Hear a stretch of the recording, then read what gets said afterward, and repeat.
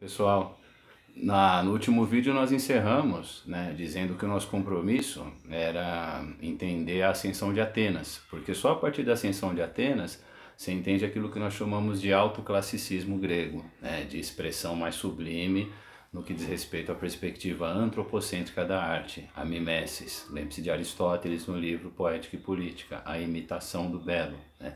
Platão também fala algo interessante sobre a arte. Ele fala que você tem que educar o seu olhar para a beleza, né?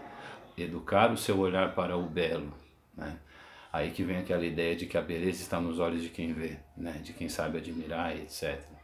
Sob essa perspectiva, a gente precisa entender as diásporas, né? Evidentemente, a ascensão do mundo desse universo ateniense, mas entender assim, para entender a perspectiva da diáspora, a primeira coisa que a gente tem que lembrar, e que é pouco falada, a Grécia ela passou por um processo, né, que nós chamamos de Idade das Trevas. O Arnold Toynbee, nesse livro, Helenismo, a gente só está mostrando o livro velhinho hoje, né? Esse aqui é mais um deles.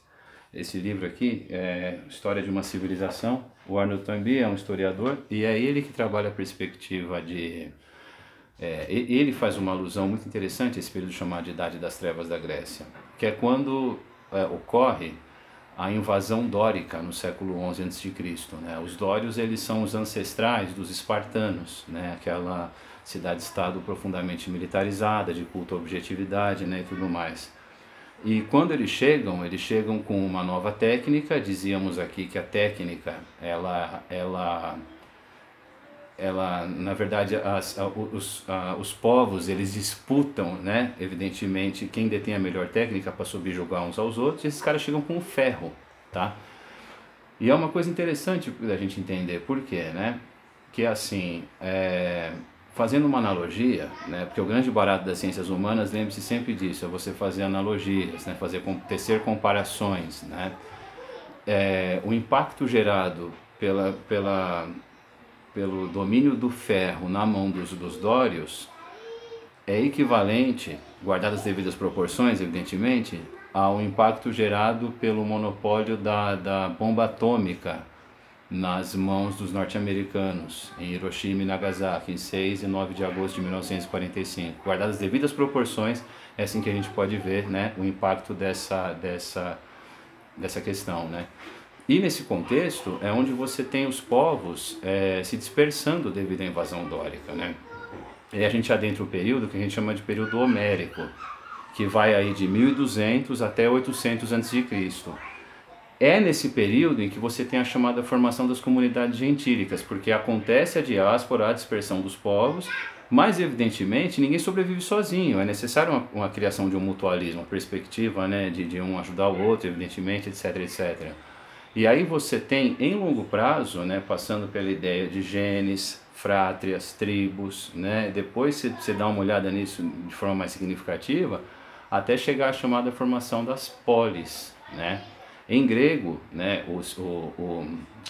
o plural de polis é poleis, né? Poleis a gente fala.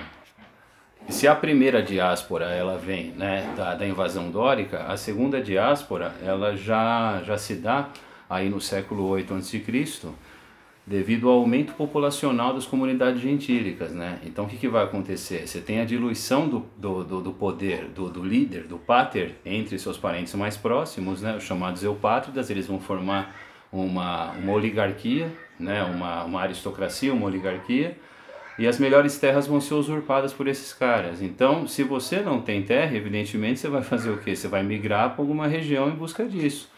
E é nesse sentido que você tem a segunda dispersão dos povos, né? A segunda diáspora. O que é diáspora? É dispersão, né? E a partir dessa dispersão é que você tem a formação das polis, depois da segunda diáspora, né? Num conceito que a gente chama de cinecismo, né? Ou em grego, sinoikismos. O que é o cinecismo ou o sinoikismos? É a fusão por motivos defensivos de comunidades, né, de pequenas comunidades numa maior que gradualmente, de forma lenta e gradual, irá a substituir de forma total, você entendeu? Então, por uma questão de estratégia, evidentemente, de sobrevivência, né, você já pode pensar em Thomas Hobbes, quando ele escreve a obra Leviatã, que a gente vai falar sobre ela também. E aí, nesse sentido, há uma fusão dos povos por motivos defensivos, visando a defesa. E aí é que vem à tona as cidades-estado, né?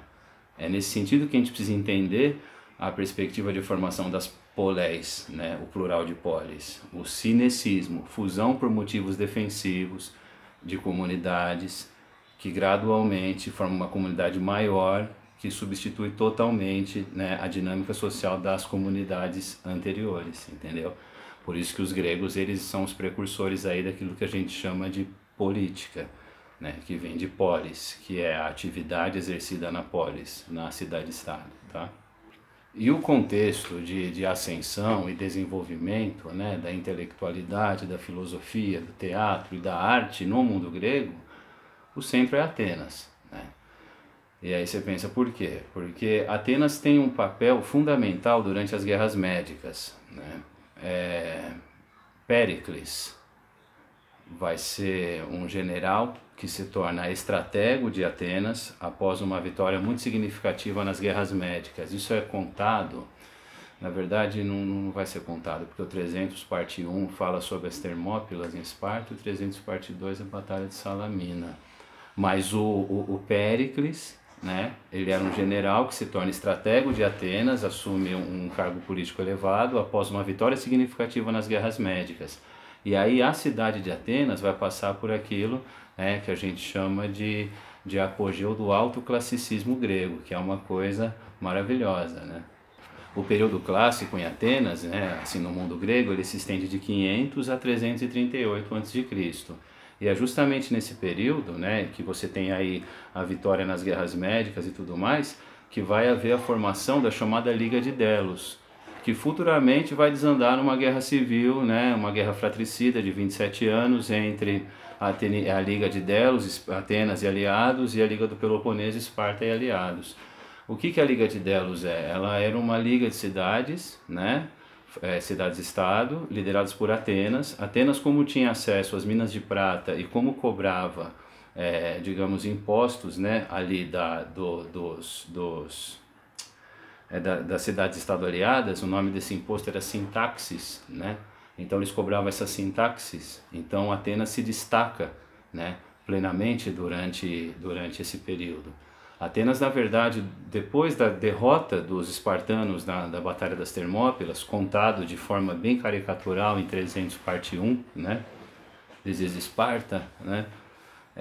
Após a vitória, após a derrota, né, ali dos espartanos, os persas invadem Atenas e incendiam a cidade, né, e não vai sobrar absolutamente nada. E é justamente durante esse período de ascensão, né, da chamada hegemonia ateniense, no chamado século de Péricles, que vai de 444 a 429 a.C., é que você vai ter coisas como essa daqui, por exemplo, ó. A construção do Partenon, né, na chamada Acrópole de Atenas. Isso aí vai ser feito por um artista, né, um escultor, arquiteto e homem iluminado chamado Fídias, né? Contanto que Fídias, ele é assim, ele é o mais alto expoente, né, do alto classicismo grego. Inclusive ele, segundo consta aí, não sabemos se é uma história apócrifa ou não, ele é diretamente responsável, ele é o escultor da estátua de Zeus em Olímpia, uma estátua de 12 metros de altura, que era uma das 7 maravilhas do mundo antigo, né? E essa escultura aqui, queridos, ela é considerada, peraí, deixa eu colocar legal para vocês aqui, ela é considerada o auge do classicismo grego, ela é chamada de Discóbolo, né? O Discóbolo de Miron. E está atrelada principalmente à tridimensionalidade, à noção de movimento, e ela é uma equação matemática, né? Então você vê aqui alguns triângulos, né? Um aqui, outro triângulo aqui, né? Outro triângulo aqui, outro aqui. Essa ideia da proporcionalidade, né, na obra, a dimensão conceitual antropocêntrica, e principalmente você pegar uma linguagem, né, que é a linguagem matemática trazida à tona por Pitágoras, o pai da matemática, e aplicá-la à proporcionalidade da dimensão conceitual do que seria o auge da mimesis, né? Da imitação do belo.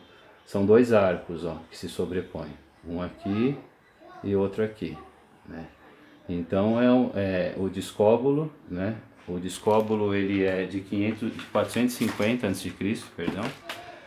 E essa obra ela está ali no mesmo contexto da produção literária, da produção teatral. Então o nosso compromisso até então foi fazer essa introdução ao universo antropocêntrico dos gregos, tá? A gente vai dar continuidade aí mais para frente à história da arte falando sobre os romanos, né? Enquanto extensão cultural da civilização grega. Obrigado por terem visto esse vídeo até o final, obrigado pela sua paciência e até mais.